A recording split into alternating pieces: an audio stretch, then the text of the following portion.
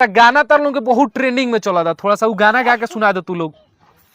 दिल टूटला के कौन होला ना आवाज हो, फिर कैसे सुनी जमाना, हो जाइबू दोसर के तू कुछ दिन के बात बा, दिल पगला रोई बेचारा। रउआ सब देख सकता नहीं कि कितना बढ़िया कितना सुंदर ये लड़की गाना गा रहल बड़ी जा। तो रउआ लोग एक बार जरूर सपोर्ट करी। तो बनिए तोहनी लोग के चैनल के नाम का पड़ी, थोड़ा हमारा जो वीडियो देख रहा बा ओकरा के बता दो लोग के चैनल के क्या नाम पड़ी। हमने के यूट्यूब चैनल का नाम सीता और फेसबुक का सीता गीता, और फेसबुक का जब पेज बनाया उसका सीता गीता गोपालगंज। तो रउआ सब जाके जोन अभी हम फिलहाल मौजूद बानी गोपालगंज में, और बहुत ही ये लड़की दोनों वायरल चल रहल बड़ी जा। तो आज सोचनी है कि आके मिली और कुछ रउआ लोग अपना वीडियो के माध्यम से रउआ लोग के दिखाई। तो बनिए तोहर लोग के नाम का पड़ी? हमारा नाम सीता, इनका नाम गीता। क्या नाम है? हमारा नाम सीता, इनका नाम गीता। ओ भाई मारो मुझे, मारो। कंफ्यूज हो रहे हैं। तार लोग के रील बनावे के ये आइडिया कहाँ से पता चलल?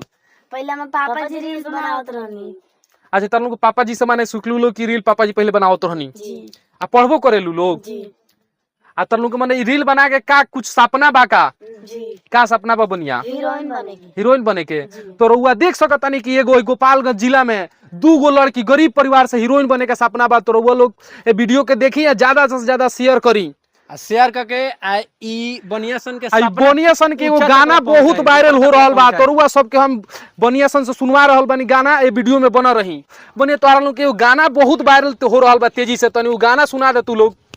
आँखिया तोहरे ही रहिया ताके, गइलू कैसन रोग धरा के, ई मिलन वाला मन तड़पे छाने छान, दिल हमार लागे कहीं ना, ओ साथी रे तेरे बिना भी क्या जीना, ओ साथी रे तेरे बिना भी क्या जीना। रुआ सब देखनी है कितना अच्छा ही सुंदर गाना गैली है सब बनिया जा। ई गाना सुन के बहुत ही अच्छा लागल है। आई लोग के एगो शेर भी बहुत ज्यादा वायरल हो रहल बा। ये अपना वीडियो में ये भी सुनवा रहल बनी। तो शेर जोन तार लोग के बहुत ज्यादा वायरल हो रहल बा, ओकरा के बोल दलो। तो फूल है गुलाब का सुगंध लीजिए, फूल है गुलाब का सुगंध लीजिए, बेटी है गरीब का सपोर्ट कीजिए, जरूर आप लोग सपोर्ट कीजिए। सपोर्ट कीजिए। किनारे किनारे मचे दोस्तों किनारा टूट जाता है, किनारे किनारे मचे दोस्तों किनारा टूट जाता है। आप हमारे वीडियो को लाइक कमेंट फॉलो नहीं करते हैं तो मेरा दिल टूट जाता है। आप सीता और गीता को सपोर्ट नहीं करते हैं तो मेरा दिल टूट जाता है। तो आप लोग जरूर सपोर्ट कीजिए। आम को जूस कहते हैं, आम को जूस कहते हैं। जो हमारे वीडियो को लाइक कमेंट फॉलो ना करे उसे महा को जूस कहते हैं। जनता माफ नहीं करेगी। तार लोग के चैनल के का नाम पड़ी, थोड़ा हमारा पब्लिक जो देख रहल बा ओकरा के बता दे तू लोग। यूट्यूब चैनल का नाम है सीता गीता ट्विंस, और फेसबुक का सीता गीता, और इंस्टाग्राम का सीता गीता ट्विंस सिस्टर, और जो फेसबुक का पेज है उसका है सीता गीता गोपालगंज। हमें सपोर्ट कीजिए और आगे बढ़िए। देखिए आप ई बनिया अपना चैनल के नाम बतैली है जा। तो रउआ सब जाई और अगर देख रहल बानी इंस्टाग्राम पर तो फॉलो करी, फेसबुक पर देख रहल बानी तो फॉलो करी, और यूट्यूब पर देख रहल बानी तो सब्सक्राइब करी, और बनिया सबके सपोर्ट करी। और बनिया सबसे मिले के चाह रहल बनी, अगर रउआ भी आके कौन वीडियो शूट करे के चाह रहल बनी तो कमेंट जरूर करी।